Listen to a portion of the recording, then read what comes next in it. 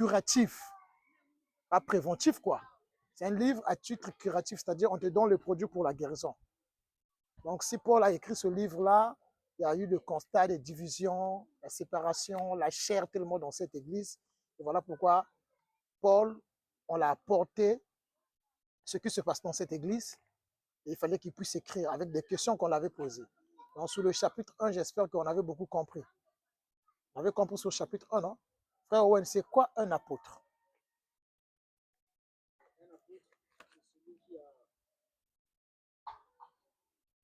Celui qui a vu Christ et celui que Christ a choisi. Est-ce que un apôtre, c'est celui qui a vu Christ? Mais il y a beaucoup de gens qui ont vu Christ. Un apôtre, c'est celui que Christ, le Seigneur a choisi. A choisi. Comment?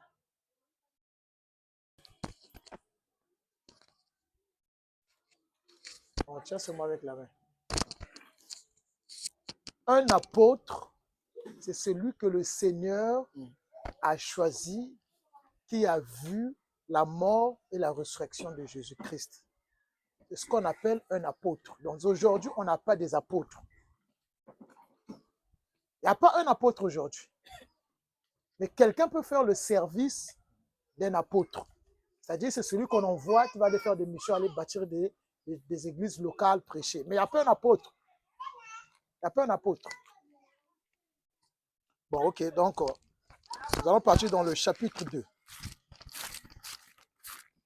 Pour moi, frère, lorsque je suis allé chez vous, ce n'est pas avec une supériorité de langage ou de sagesse que je suis allé vous annoncer le témoignage de Dieu. Paul dit, quand je suis venu chez vous, à Corinthe, dans cette église, pour annoncer le témoignage de Dieu qui est Jésus-Christ, il dit, je n'ai pas apporté ce qu'on appelle le langage de la supériorité ou la sagesse. Donc, c'est-à-dire, il n'a pas ajouté quelque chose sur l'évangile de Christ. Pourquoi il dit ça? Parce que derrière lui, il y a des faux docteurs qui viennent, qui annoncent Christ, mais qui ajoutent leur propre langage, qui ajoutent leur propre sagesse. Parce qu'en ce temps-là, il y avait tellement de philosophes à Corinthe. Il y avait tellement de gens qui cherchaient la sagesse. Et Paul dit que moi, l'évangile que vous avez prêché là, je n'ai même pas apporté une supériorité de langage. C'est-à-dire, quand tu crois en Jésus-Christ, tu dois travailler. Il dit, je n'ai même pas fait ça. Quand tu crois en Jésus-Christ, ta vie doit être bien. Il dit, je n'ai pas ajouté ça. Quand tu crois en Jésus-Christ, on doit voir la puissance sur toi. Il dit, je n'ai pas ajouté ça. Il n'y a pas une sagesse que j'ai ajoutée sur le témoignage de Dieu. Donc, le premier principe d'un enfant de Dieu, d'un prédicateur, d'un enseignant, d'un disciple, quand tu pars prêcher, annoncer l'évangile, n'ajoute pas ta sagesse dessus. Que tu vas trouver la personne est malade, tu lui dis, crois seulement, tu seras guéri. Non! La Bible n'a pas dit de croire, tu seras guéri. La Bible dit de croire, tu vas avoir la vie. Donc, quand tu apportes l'évangile, ne regarde pas son état, quelle que soit sa maladie.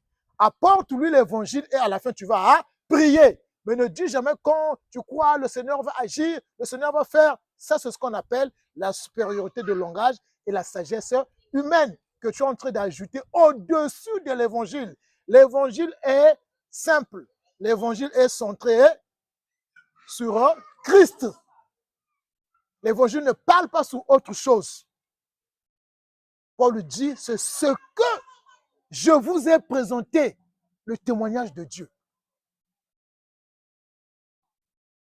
Mais les hommes ne présentent plus le témoignage de Dieu dans les assemblées. Ils ajoutent des choses. Au verset 2, il dit, car je n'ai pas eu la pensée de savoir parmi vous autre chose que Jésus-Christ. Et Jésus-Christ crucifié, il n'a pas regardé l'état de la personne. Il n'a pas regardé les conditions des gens. Il dit que je n'ai pas eu autre pensée parmi vous, autre que Jésus-Christ qui est crucifié. La mission d'un disciple, d'un enfant de Dieu, quand tu prêches la parole, tu n'as pas la pensée autre à la personne, autre que de lui apporter Jésus-Christ qui est crucifié. Donc, Paul s'en foutait des chrétiens à Corinthe qui étaient malades, des chrétiens à Corinthe qui étaient pauvres. Comme les pasteurs aujourd'hui, les enseignants, regardent les gens dans les assemblées et leur disent tu vas sortir dans la pauvreté. Je regarde l'état des gens. Oh non, tu vas sortir dans le célibat. Ça, c'est pas Christ, c'est pas l'évangile que tu prêches. Tu ne peux pas avoir autre chose dans ta tête que Jésus-Christ crucifié. Donc, il y a des ajouts. Paul dit, je n'ai pas eu autre chose dans ma tête. Donc, quand tu présentes ton évangile, quand tu prêches une personne, quel que soit tout ce qu'il est en train de traverser, même s'il te dit que ça ne marche pas, moi, ma vie comme ça, bien-aimés frères, disciples, enseignants, apporte Jésus-Christ crucifié. Presse Jésus dans la connaissance que tu as reçue. Autre chose que ça ne te regarde pas. Si tu veux y apporter de l'aide à une personne, prends l'argent, donne-lui. Alléluia. Amen. Oui. Ne dis pas que Jésus va changer ta façon de vivre, Jésus va faire ça. Non, ne dis jamais ça. Regardez-moi ces prédicateurs-là. Mais dans l'église de Corinthe, il y avait des gens qui avaient des problèmes de difficulté. Ça, ce sont des avertissements qu'il est en train d'apporter. Il a apporté 2 avertissements que nous voyons. Premièrement, on a vu, il a dit, pas d'ajout. Pas d'ajout sur l'évangile. Deuxièmement, pas d'autres pensées.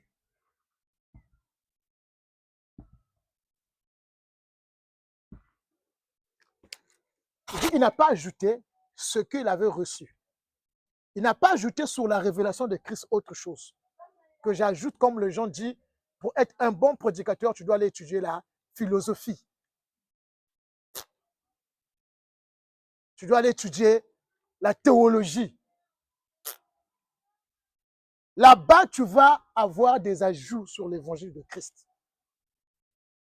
Tu vas parler, c'est de gens, toi, pour que Dieu fait quelque chose, pour que Dieu fait.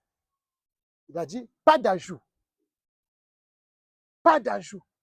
Pas autre langage. Pas d'autres pensées.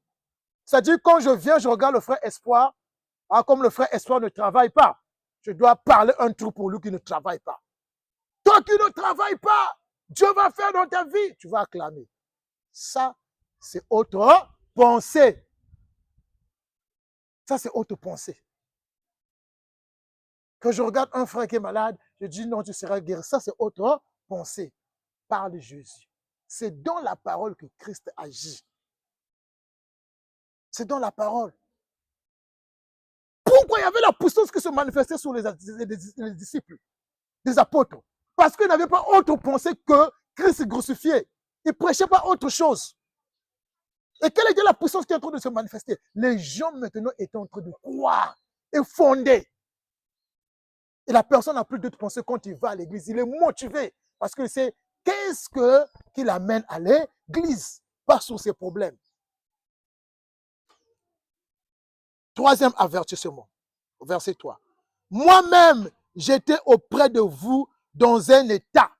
Quel état qu'il était? Troisième. Voilà. État de faiblesse, c'est comment? J'étais dans un état de faiblesse, de crainte et de tremblement. Parce que quoi? On le persécutait. Et autour de lui, il y avait des gens qui niaient l'évangile. C'est comme tel que nous sommes là. Il faut être dans un état de faiblesse, dans le sens que non, oui, tu es faible. Les gens vont nous parler. Oh, ça c'est quelle parole eux qu'ils prêchent? Donc, je suis faible, je ne peux pas ajouter encore autre chose que je prêche. Je suis dans la crainte, je crains de ne plus ajouter quelque chose que je prêche. Donc, je tremble de ne plus changer encore le message. C'est ça, il disait, dans quel état que j'étais devant vous? J'étais faible, je tremblais, j'étais dans la crainte. Donc, je ne pouvais plus. Ce qu'il avait dit, c'est ce qu'il continue de dire. Ce qu'on parle ici, là, c'est ce qu'on va continuer jusqu'à un moment.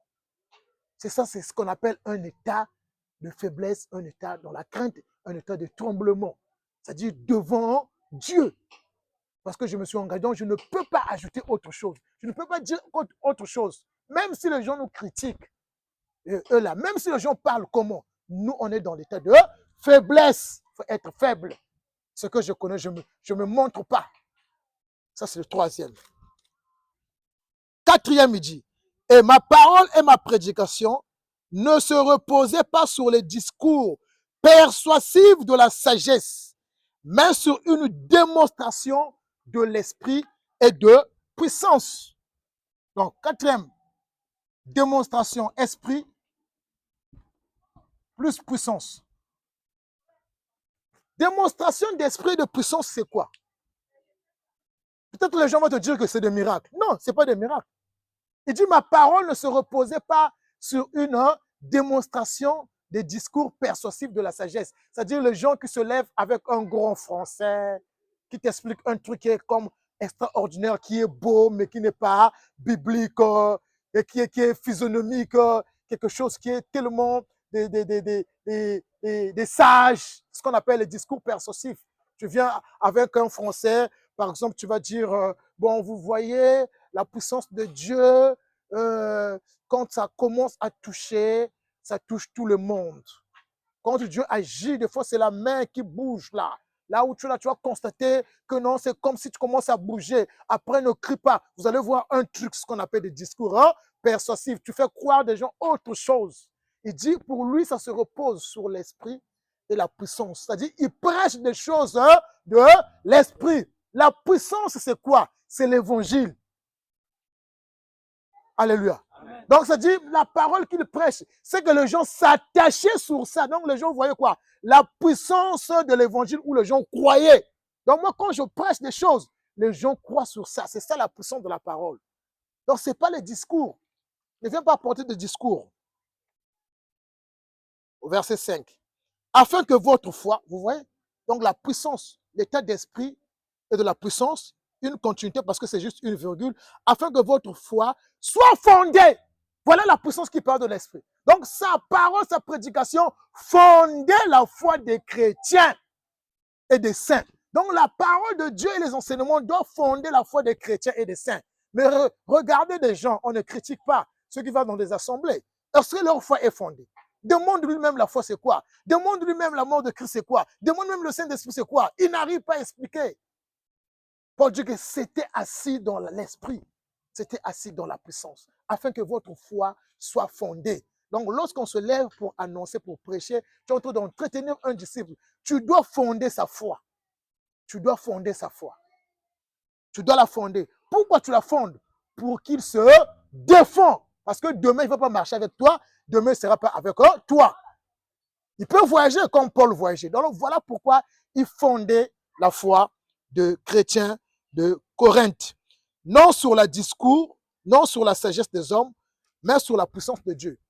Il dit, votre foi n'est pas fondée sur la sagesse de l'homme, mais sur la puissance de Dieu.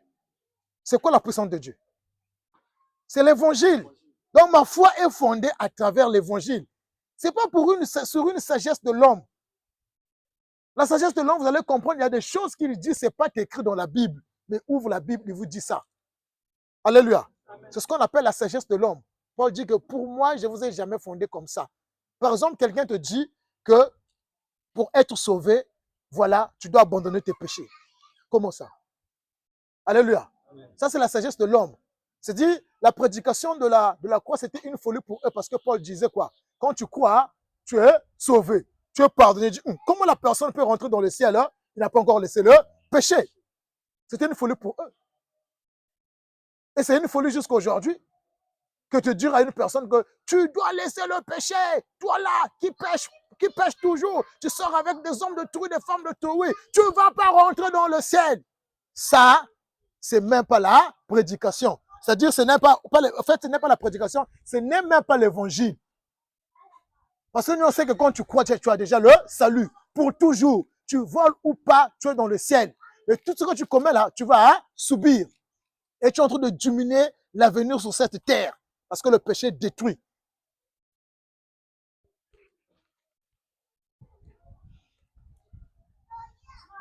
Afin que votre foi soit fondée sur la sagesse des hommes, non sur la sagesse des hommes, mais sur la puissance de Dieu.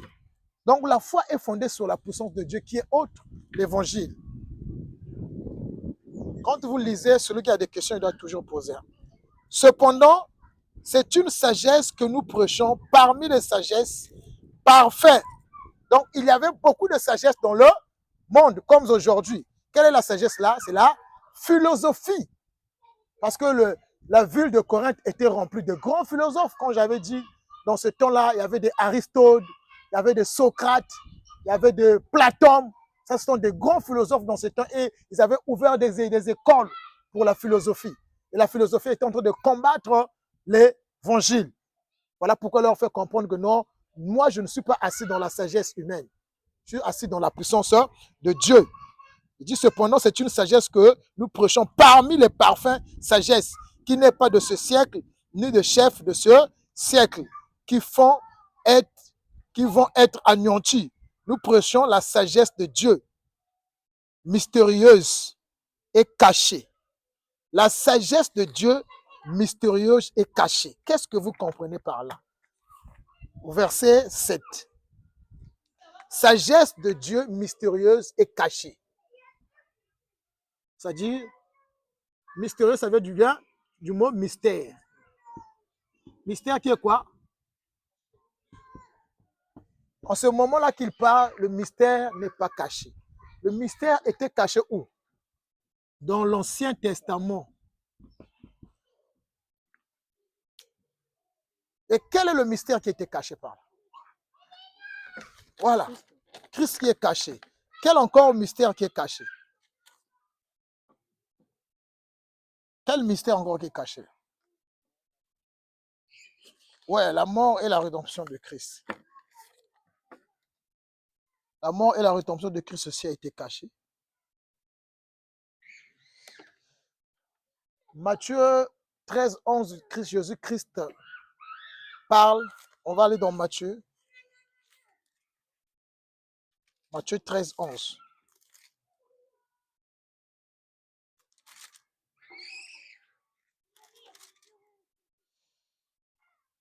Matthieu 13, 11. Lisons la parole du Seigneur. Nous rendons grâce à Dieu. Jésus leur répondit parce qu'il vous a été donné de connaître les mystères du royaume de cieux et cela ne leur a pas été donné. Ça, c'est Jésus-Christ qui parle à ses disciples. Il vous a été donné de connaître les mystères du royaume, c'est-à-dire les choses qui ont été cachées dans l'Ancien Testament. Et à eux, les pharisiens, les scribes, ils n'avaient jamais, il n'était pas donné à eux de comprendre le mystère caché.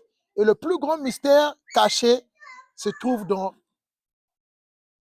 le livre de Éphésiens. Là où il dit par un seul corps, Éphésiens chapitre 2.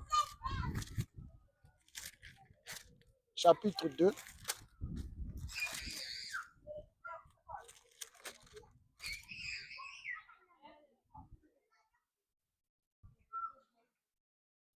Chapitre 2, versets 17 à 18. Il est venu annoncer la paix à vous qui étiez loin et la paix à ceux qui étaient près. Car par lui, nous avons les uns et les autres accès auprès du Père dans un même esprit. Ainsi donc, vous n'êtes plus des étrangers ni des gens du dehors. Non. Éphésiens 2, chapitre 13.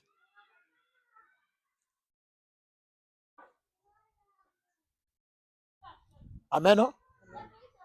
Éphésiens 2, chapitre 13 à 14. Même maintenant en Jésus-Christ, vous qui étiez jadis éloignés, vous avez été rapprochés par le sang de Christ. Car il est notre pain, lui qui des deux n'en a fait que qu'un, et qui a renversé le mur de séparation, inimitié, ayant anéanti par sa chair la loi des ordonnances dans ses prescriptions, afin de créer en lui-même avec le deux un seul homme nouveau en établissant la paix et de les réconcilier l'un et l'autre en un seul corps avec Dieu par la croix en détruisant par elle l'inimitié. La Bible dit ici que non, il a fait par deux personnes un seul corps. Les deux personnes, c'est comme au verset 14, car il est notre Père, lui qui de deux, on n'a fait que un, c'est-à-dire roi. Les Juifs et les non-Juifs. Parce que la promesse était donnée en premier chez qui? Les Juifs se disaient que ce sont seulement eux qui ont la promesse. Or aussi, nous aussi les païens, l'humanité entière, les nations du monde aussi, on avait aussi la promesse du salut. C'est là où il a dit, sur deux personnes, il a fait une seule personne. Il nous a unis. C'est ce qu'on appelle les mystères qui étaient cachés. C'est-à-dire le salut, c'est pour tout le monde. C'est ça. Donc nous sommes devenus un avec le juif. Et nous sommes devenus un en qui? En Christ. On devient une nouvelle créature. C'est ça le mystère qui a été caché pour tout le monde. C'est ça qu'il est en train de faire. Donc il a anéanti le mur qui nous séparait, le péché. Donc c'est ça. C'est ça qu'on appelle le mystère caché dans le livre de Corinthe là. Là, il est en train de parler au verset 7. Nous prêchons la sagesse de Dieu, mystère caché que Dieu, avant les siècles, avait destiné pour notre gloire. C'est-à-dire, Dieu, avant qu'il crée l'humanité entière, il avait prévu déjà ça, que nous soyons une seule personne. Et en réalité, comment est-ce qu'on voit une seule personne? C'est par l'Église.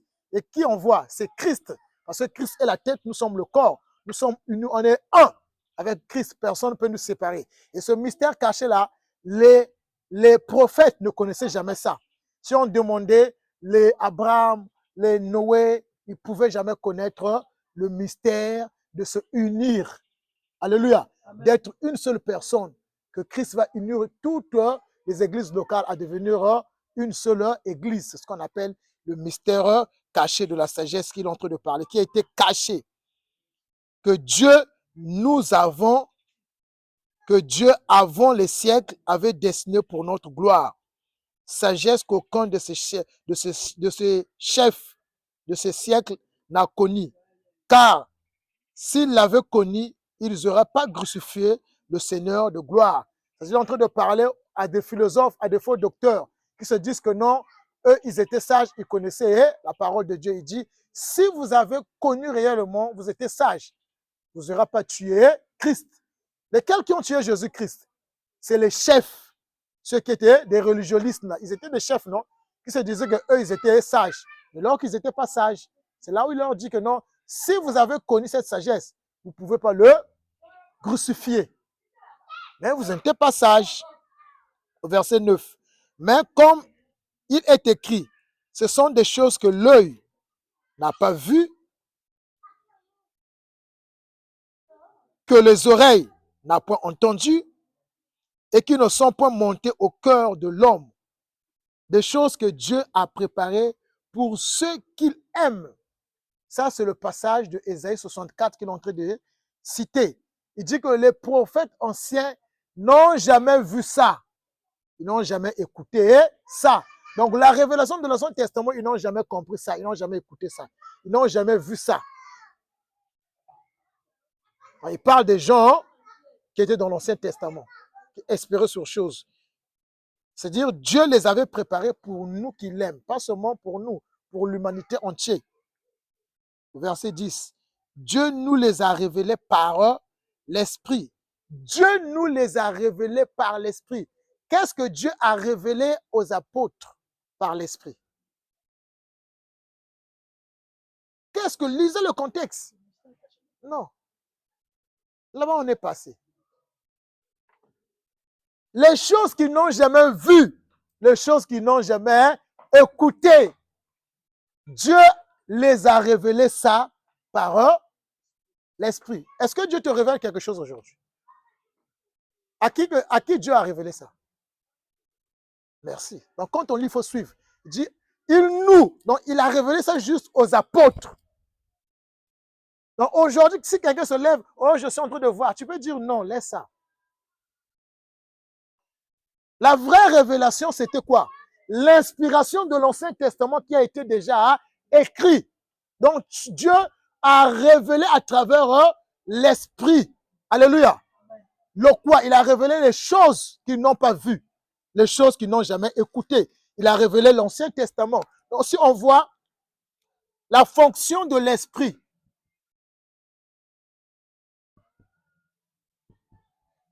apporte quoi? La révélation.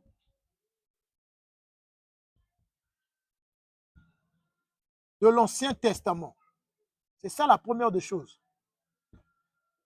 La fonction de l'Esprit apporte quoi? La révélation premièrement aux apôtres de l'Ancien Testament. Parce que les apôtres parlent que des choses qu'on a écrites dans l'Ancien Testament, qui est caché. Maintenant, ils apportent quoi? La révélation de cette inspiration. Alléluia. Donc, c'est ce que l'Esprit, quand ils ont reçu l'Esprit, la première des choses, l'Esprit apporte la révélation en premier pour les choses qu'on avait prêchées, prophétisées dans l'Ancien Testament. Ils ont compris que non, on parlait de Jésus-Christ. Et la deuxième, c'est ils leur apportent quoi? Ils leur apportent ce qu'on appelle la rédaction. La rédaction de quoi? C'est pour écrire la révélation qu'ils ont reçue pour que nous, on comprend aujourd'hui là. Si les Paul n'ont pas écrit, est-ce que tu devais comprendre? Mais Paul n'a pas écrit des choses nouvelles. Il a apporté la révélation de l'Ancien Testament. Donc la première des choses, ça leur a apporté la révélation de comprendre. Et la deuxième, ils ont pris quoi? L'inspiration. Ils ont écrit. C'est-à-dire, ils ont la rédaction, quoi. Écrire cette révélation-là pour que les gens comprennent l'Ancien. Qu'est-ce qu'il parlait?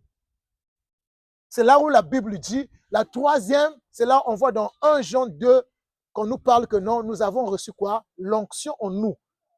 1 Jean 2, 20. L'onction, c'est quoi? Le Saint-Esprit qui fait quoi? Qui nous enseigne. En troisième position, on a ce qu'on appelle l'éclairage.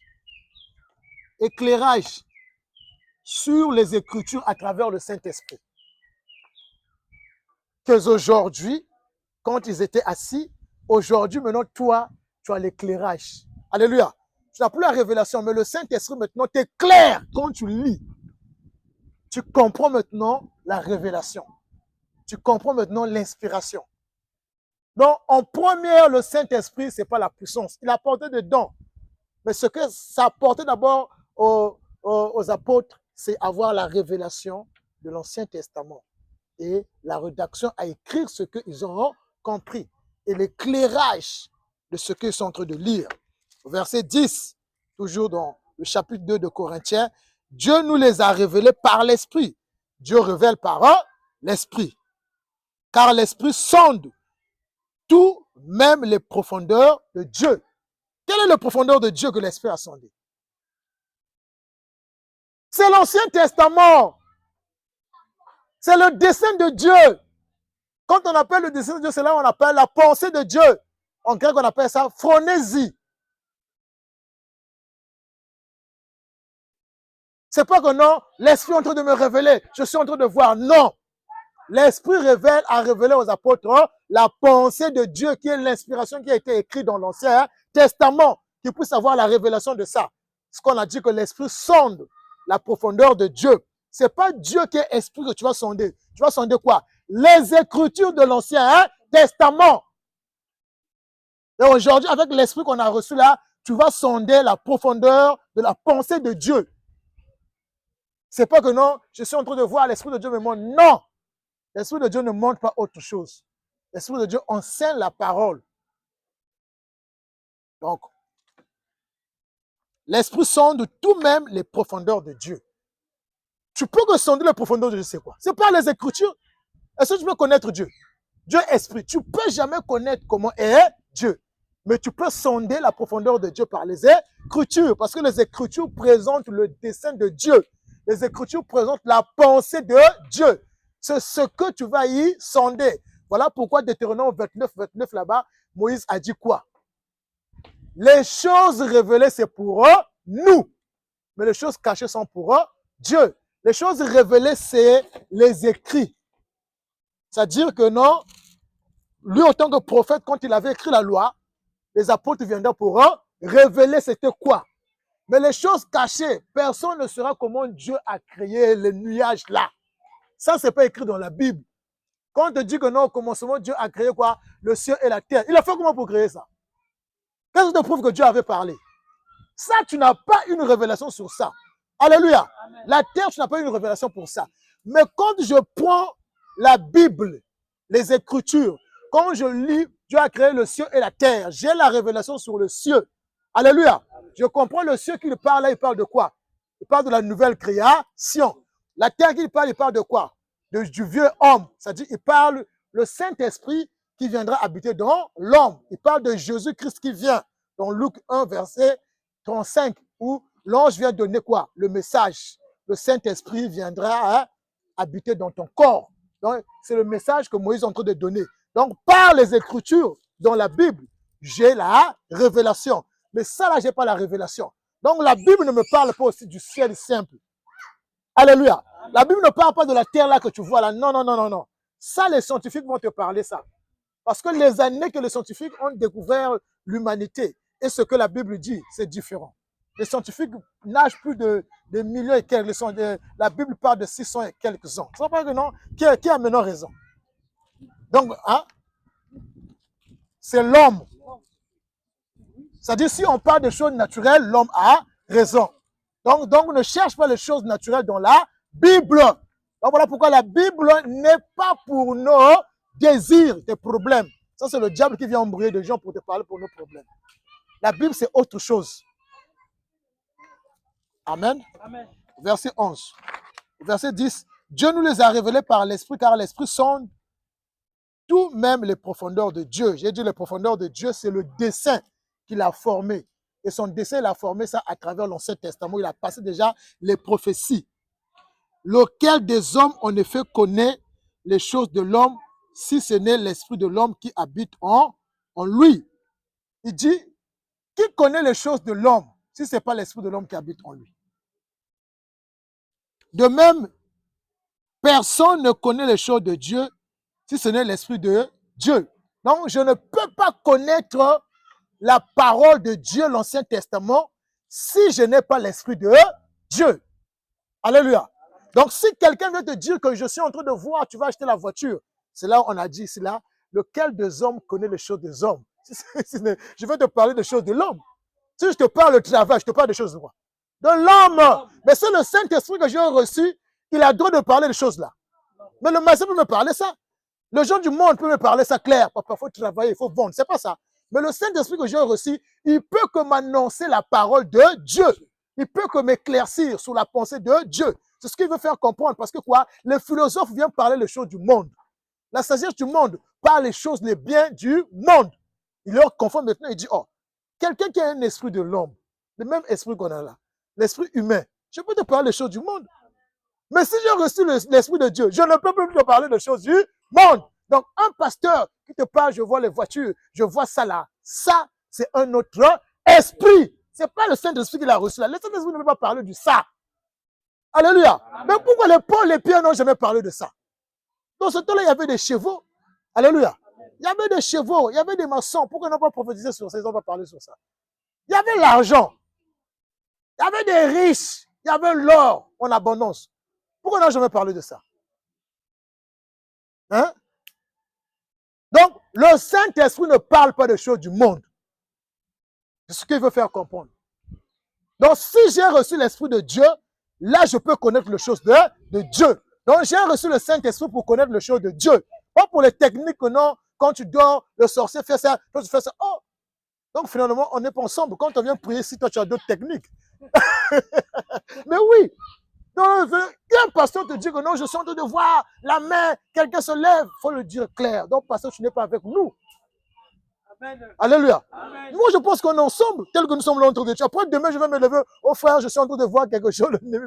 Oh, ça c'est autre chose. Donc, l'esprit qu'on a reçu nous apprendre les choses de Dieu. Pas autre chose. Il va te parler des choses de Dieu. Pas autre chose. Donc, quand tu vas prêcher, quand tu annonces, fais attention, ne parle pas autre chose. Voilà pourquoi tu vas voir, il y a des gens aujourd'hui, on est en train de leur juger sur les prophéties. Mais tu as même prophétisé, ça ne marche pas. Parce qu'il rentre sur les choses du monde. Oh, quand tu parles sur les choses de Dieu, tu ne vas pas taper à côté. Surtout si tu as la maîtrise. Tu ne tapes pas à côté. Jamais. Verset 12. Or, nous n'avons pas reçu l'esprit du monde. Ah ouais. Mais l'esprit qui vient de Dieu, afin que nous connaissions les choses que Dieu nous a données par sa grâce. Il dit, on n'a pas reçu l'esprit du monde. Pour que je te parle les choses du monde. Tu n'as pas reçu l'esprit du monde pour que tu vas parler un disciple de ton disciple les choses du monde. On n'a pas reçu l'esprit du monde pour qu'on se réunisse pour parler que demain on doit travailler. Demain on doit être bien. Alléluia. Ça, c'est les choses du monde que tout le monde peut bien parler. Donc, dans l'église du Seigneur, on ne parle pas des choses du monde. Dans l'église du Seigneur, on ne parle pas de ton problème. Si on veut parler de ton problème, on dit que le frère est malade, cotisant. Alléluia. Amen. On ne parle pas que non, le malade. Ça dit, même les disciples ne s'en foutaient même de la prière pour prier une personne qui est malade. C'est vrai, ils priaient, mais je vous dis, ils s'en foutaient. Ce n'est pas leur problème. Mais quand il arrive, c'est des cas, ils peuvent prier. Mais ce n'est pas dans leur tête. La tête, c'est comme Paul dit que non, je prêche la parole afin de fonder ta foi. Je t'enseigne pour fonder ta foi. C'est ça qui est la force. Si tu rencontres un pasteur qui a une grande église, quand tu te défends, il te fouille. C'est lui qui va dire à ses disciples, attention parce que c'est que tu vas les arracher. Il te fouille, il te regarde sur moi et dit, ah, je vous dis frère, moi je ne m'attendais pas le jour que je me suis levé. Là où il y avait des prophètes, je vous avais dit ça, qui ont quitté Angola. Quand ils prophétisaient, ils te disent ce que tu as fait avant de venir. Et j'étais KO et bêté.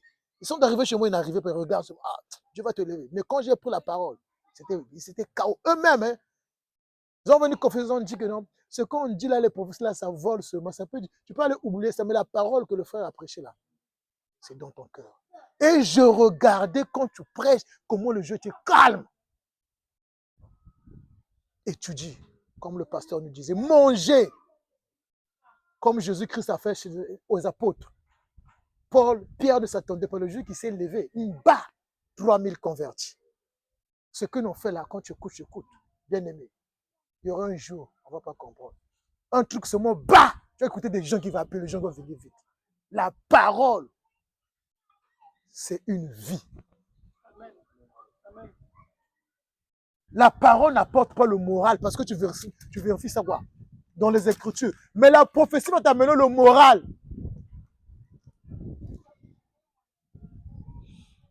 Or, nous n'avons pas reçu au verset 12 l'esprit du monde, mais l'esprit qui vient de Dieu, afin que nous connaissions les choses que Dieu nous a données par sa grâce. On a reçu le Saint-Esprit, c'est pour connaître ce que Dieu nous a donné par grâce. Et Dieu nous a donné par grâce quoi? La vie éternelle. Mais quand toi tu as reçu l'Esprit pour connaître les choses que Dieu t'a données par grâce, tu commences à parler de la sorcellerie dans l'église. Dieu nous a donné la sorcellerie. Non. Tu commences à parler des techniques, comment les gens font pour bloquer. Comment ça? La Bible dit que l'Esprit que nous avons reçu, c'est pour connaître les choses que Dieu nous a données. Mais Dieu ne t'a pas donné les choses, comment les sorciers travaillent. Comment Dieu vient de nous parler? Non, le sorcier, les toiles d'araignée là, dans ta maison là. Mais ce n'est pas des choses que Dieu nous a données. Mais on écoute ça. Tu vois, non? Prends l'eau, prends l'huile là. Mais ce n'est pas ce que Dieu nous a donné. Aujourd'hui, là, nous, on peut se tenir assis bien. On n'utilise pas l'huile dans notre assemblée. Parce que Dieu ne nous a pas donné l'huile par la grâce. L'huile, on achète ça. La grâce, c'est quelque chose qu'on reçoit sans fournir les efforts. Et ce n'est que la vie qu'on a reçue. C'est ce qu'on doit connaître. Donc, si on dit qu'on ne va pas utiliser l'huile, on ne va pas aussi utiliser ça. Il n'y a pas un problème. Où est le problème? Quelque chose j'achète au marché. Où est le problème? Donc, faites attention quand vous allez annoncer la parole, quand vous prêchez. Et quand vous écoutez les prédicateurs, tu vas seulement lui discerner clair. Qu'est-ce qui me parle? Vous voyez, tout à l'heure, quand on a fait même l'enseignement de ce matin, on est en train de parler comment était notre vie. Tu comprends, le péché, c'est comme ça qu'on parle. Mais tu n'es plus comme ça. C'est ce qu'on doit nous révéler. C'est ce qu'on doit écouter. Donc, si les pasteurs, il y a des pasteurs qui ont des esprits de sorciers. Si un pasteur te parle de la sorcellerie, dis-le que tu as reçu l'esprit des sorciers. Parce que la Bible dit ça. On n'a pas reçu l'esprit du monde pour parler des choses du monde. On a reçu l'esprit de Dieu pour parler des choses qu'il nous a données par grâce. Donc, il ne parle de sorciers, sort pour toi. Ça, c'est un autre esprit qu'il a reçu. C'est clair et net. C'est clair. Paul ne s'est jamais levé pour parler de la sorcellerie. Il ne s'est jamais levé pour parler, je ne sais pas, des magiciens. Jamais. Verset 13. Et nous parlons non avec des discours concernant la sagesse humaine, mais avec ceux concernant l'esprit. Employons un langage spirituel pour les choses spirituelles. Comprenez quoi? Un langage spirituel pour les choses spirituelles. Nous employons un langage spirituel pour des choses spirituelles. Certains inventent ça, un langage spirituel pour des choses spirituelles. Il peut prendre des fois Lola. Tu vois, Lola, je peux transformer ça par le sang de Jésus. Un langage spirituel pour les choses spirituelles. L'Ancien Testament a que des langages spirituels. Donc, quand je veux interpréter ça, je dois apporter quoi? Les langages spirituels. Quand je vois l'arche que le peuple d'Israël a porté, il y avait quoi? L'arche qui est le bois d'acacia avec l'or qui était au-dessus. J'emploie quoi? C'est un langage spirituel, c'est codé, c'est caché là-bas. Mais tu dois employer quel langage? Un langage spirituel. Je sais que le bois, l'arche qu'ils sont en train d'amener là, ça symbolise quoi? La présence de Christ.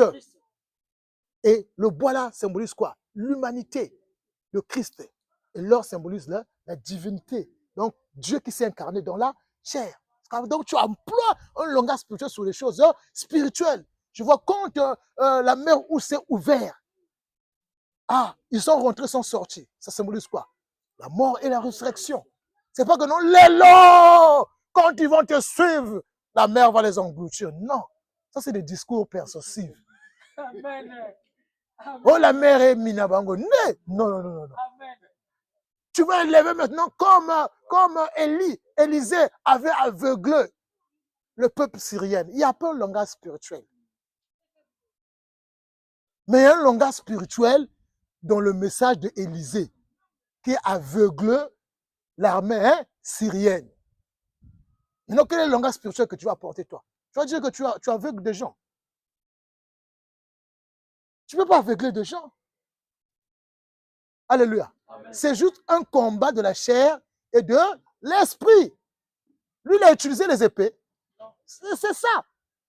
Donc, nous, les gens qui se lèvent, les sorciers qui se lèvent dans leur magie, nous, on est tranquilles. Alléluia. On est tranquille. Donc, c'est des choses, tu dois utiliser des langages spirituels sur des choses spirituelles. Donc, tu ne dois pas traiter un truc dans la sagesse humaine. Quand quelqu'un vient dire que non, Abraham avait fait un grand offrande, il a donné son fils. Toi, quelle est la chose la plus grande que tu vas donner? Fais un gros là, un grand truc là, on écoute ça. Prends ce qui est gros là, qui va donner 500 €. Il y a des gens qui donnent ça. 10 millions comme ça là. Parce que quoi? On t'apporte ce qu'on appelle la langage humaine. On appelle ça le lavement du cerveau. Et toi, tu crois, Abraham avait donné. Maman, yo, botakate, osakana les cambo. Il y a un problème qui ne marche pas. Fais ça seulement. Tu vas voir. Toi aussi, tu vas les donner. Non. Même si ça arrive dans ta vie, ce n'est pas Dieu, c'est le diable qui fait. Le diable se déguise sur l'ange de lumière. Et les pasteurs qui sont dans le système, pour qu'ils reçoivent ce qu'il dit, il faut qu'il y ait la manifestation. Et le diable fait ça. Les choses du monde, le diable est capable de le faire. Alléluia. Amen. Les choses, le diable il ne peut pas faire. C'est te donner la vie, c'est tout. C'est tout. Autre chose, il est capable. Prie pour toi, un homme de Dieu, prie pour toi dans le système, tu trouves le travail. Quelqu'un aussi va chez le magicien, il va faire ça, trouver le travail. Alors, qu'est-ce que Dieu va donner? Qu'est-ce que Dieu va donner? Donc, employons des langages spirituels sur des choses spirituelles. Interprétons la parole spirituelle sur des choses spirituelles. Donc ne venons pas simples. Comme dans le livre de Jean, Jésus-Christ a porté le langage spirituel. Mais eux, ils n'ont pas interprété ça dans le langage spirituel. Il a dit, celui qui mangera ma chair et boira mon sang ne va pas. Ah! Le gars là, c'est un bandit. Tu vois, non? Le gars là, c'est un bandit. Il a dit, aujourd'hui, faites ceci à ma mémoire. Il prend le vin. Un jour, on va parler sur la communion. Là, il prend le vin et le pain, il coupe. Mais on voit aujourd'hui des assemblées faire ça. La mémoire. Qui t'a dit que Christ est encore dans le tombeau? Quand Christ dit faites ceci à ma mémoire, est-ce que Christ est encore mort? Non. Tu vois, donc il apporte les trucs physiques, mais comprends. La Bible dit que c'est lui le pain de vie. Le vin symbolise la joie, c'est lui qui apporte ça. Donc à tout temps qu'on essaye là, qu'on est réunis comme ça, on fait quoi? C'est la Sainte Seine. Le corps sans Christ, c'est les choses spirituelles. On mange, on se partage la joie. Manger, c'est quoi? C'est partager la joie. Donc, on n'a pas besoin de vin, de trucs là. Ah, on ne le fait pas. On ne le fait pas.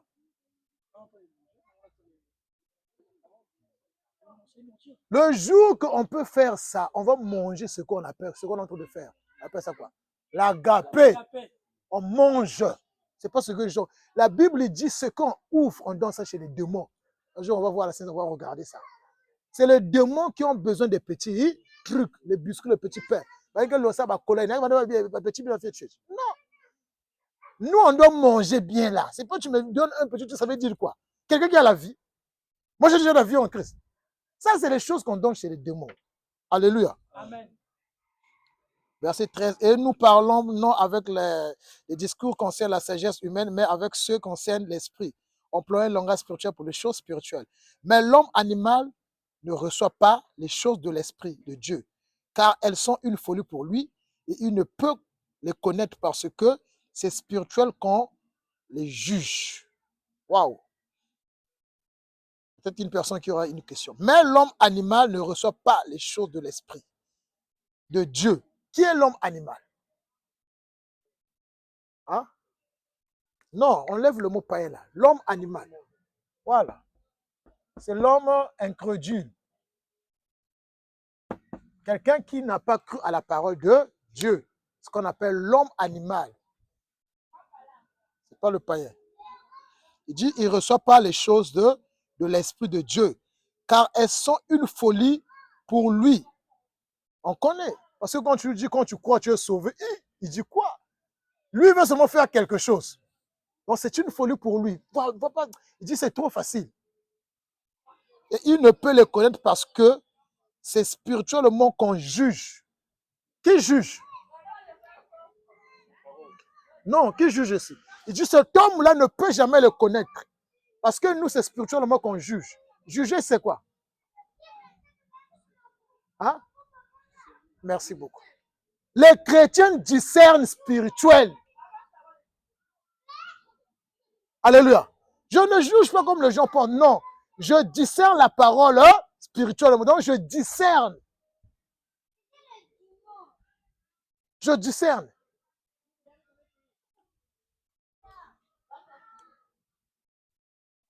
Au verset 15. L'homme spirituel, au contraire, juge. C'est-à-dire, il fait quoi? Il discerne de tout. Il discerne de tout. Comment il discerne? Il discerne quoi? Merci. Il discerne quoi? Voilà. Il ne discerne pas l'homme. Quand tu discernes l'homme, tu vas commencer à faire quoi? Jugement. Nous, on discerne la parole. C'est-à-dire que non, quand je lis, je discerne, je comprends ce qu'on me dit, c'est la vérité. Mais l'homme animal ne peut pas discerner ça. Parce que ce qu'il va chercher dans le livre, là, il ne trouve pas ça. Il va aller quelque part là où Jésus-Christ a multiplié le pain, là où il trouve quoi? Là où Jésus-Christ a fait des miracles, là où lui c'est bon là. Mais autre chose là, il n'arrive pas. Or, nous, on discerne spirituel. Mais l'homme animal ne reçoit pas, l'homme spirituel au contraire juge de tout et il est lui-même jugé par personne. Il dit que l'homme spirituel n'est jugé par personne. Comment? Alléluia. Est-ce qu'un chrétien peut être jugé? pourquoi nous, autant que des chrétiens, on n'est pas jugé par personne parce que tu as la connaissance. Tu sais quand tu pêches, tu n'es pas pécheur. Tu sais que tu as déjà la vie éternelle, que tu pêches, tu es déjà au ciel. Mais quelqu'un du monde va te dire, oh, il y a un chrétien. Alléluia. Mais toi déjà, tu as la connaissance. Donc pourquoi tu veux dire que non? Paul dit que l'homme spirituel n'est jugé par personne parce que lui, il se connaît. Lui, il se connaît. Donc ce que je connais, lui n'a pas la connaissance de ça. Oh, Dieu demandait que veut pardon. Dieu semblait que demander que veut pardon. Oh, bon Dieu, mais il va saint. Toi, tu sais que tu es saint. Lui, ça le temps sauvé. Il dit, oh, comment ça? Toi, tu sais que tu es saint. Donc, tu es jugé par personne.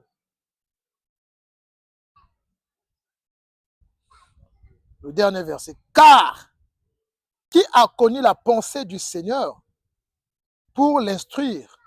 Or, nous avons la pensée de Christ. Donc, il veut dire que parmi les sages du monde, qui a connu la pensée du Seigneur? Personne. Mais nous avons la pensée. On connaît le dessein. On connaît le dessein de Dieu qu'il a formé pour l'humanité. C'est le salut.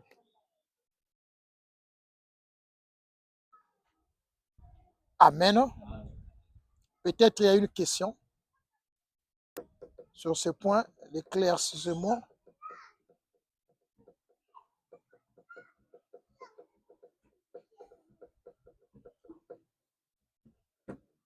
Frère Borniche, quels sont les dangers qu'un serviteur, un disciple peuvent éviter quand il prêche la parole ou qu'il enseigne? En fait, les dangers qu'un serviteur ou bien une disciple peut éviter, c'est d'ajouter quelque chose dans la parole et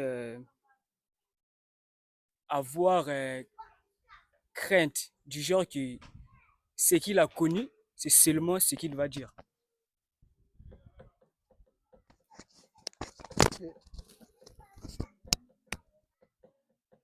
Frère Owen, quel était le rôle du Saint-Esprit quand les apôtres ont reçu le Saint-Esprit? Donc, le rôle du Saint-Esprit, lorsque les apôtres ont reçu, c'était pour révéler l'Ancien Testament. Parce que dans l'Ancien Testament, il y avait des mystères. Il fallait l'Esprit pour révéler ce mystère. Alors, quel est aujourd'hui le rôle du Saint-Esprit pour nous? Je peux dire qu'aujourd'hui, le rôle du Saint-Esprit, premièrement, c'est pour nous unir avec le Père. Nous qui avons déjà le Saint-Esprit, pour nous aujourd'hui là. Pour nous aujourd'hui, je peux dire, aujourd'hui, le rôle du Saint-Esprit, je peux dire, c'est pour nous révéler aussi, je peux dire. C'est pour nous éclairer. Éclairer. Il y a la révélation qui est là. Amen.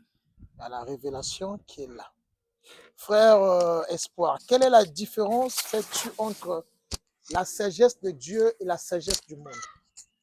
La différence que je fais entre La la sagesse sagesse de de Dieu Dieu et la sagesse la du sagesse monde. du monde. Parce que je connais la sagesse de Dieu, c'est une sagesse qui nous révèle par plusieurs choses Comme de quoi la la vie, sagesse de Dieu te parle de quoi? de la vie que nous avons reçue. Et la sagesse de l'homme, c'est une sagesse qui est, c'est une folie. Pareil, parce qu'ils ont connu, parce que, comment dirais-je? C'est quoi c'est quoi la sagesse de Dieu? La sagesse de Dieu, C'est qui la sagesse de Dieu? la sagesse de Dieu, C'est qui? c'est la sagesse de Dieu, c'est, comment dirais-je? C'est une sagesse que Dieu est venu nous révéler. C'est qui? Parce que la sagesse, c'est une personne. La sagesse de Dieu, c'est qui? Disons, c'est Christ. Amen. C'est tout. Maintenant, quelle est la différence de la sagesse de Dieu et la sagesse du monde? La différence est que la sagesse de Dieu et la sagesse du monde, et que la sagesse de Dieu, c'est Christ. Et la sagesse du monde, ce sont, disons, les philosophes. C'est quelle différence? Si on comprend. Comment on peut différencier là? La sagesse de Dieu apporte quoi? La sagesse du monde apporte quoi? La sagesse de Dieu apporte la connaissance. Oui. Il y a un truc que je vais écouter là. Frère Chima, la sagesse de Dieu apporte quoi?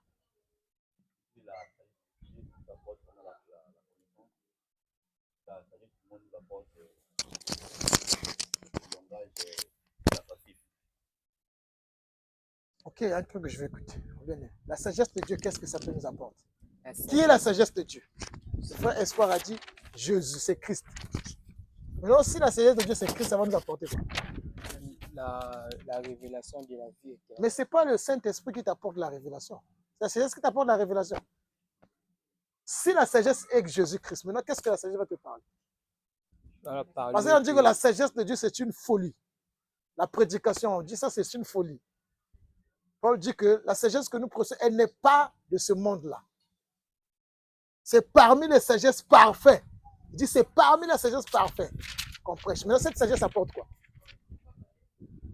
Ça apporte la vie. Merci, c'est tout. C'est une sagesse qui apporte la vie. Ah, c'est la sagesse du monde. Et pour avoir la vie, on te demande de faire un truc, de bouger, de faire quelque chose, de voir ça. Comment est-ce qu'un homme spirituel peut juger un homme? Un homme spirituel peut juger un homme comment? Et en quoi il peut lui juger? Par la marche. Par là? La marche. Et par la marche. On peut aussi dire par l'évangile. Parce qu'il est en train de l'évangile, c'est qu'il est en train de prêcher. Toi, tu vas lui juger comment? Mais comment tu sauras que non, cet homme-là n'a pas cru? Est-ce qu'un homme spirituel peut juger un homme? Non. Tu ne peux pas. Parce que tu discernes déjà que non, il y a encore la mort dans lui. Donc c'est normal qu'il tue, c'est normal qu'il vole, c'est normal qu'il fait ça. Tu discernes déjà. Donc il n'y a rien de ce que tu vas dire. Donc nous, en tant que des chrétiens, les hommes du monde, on n'est pas contre eux. On connaît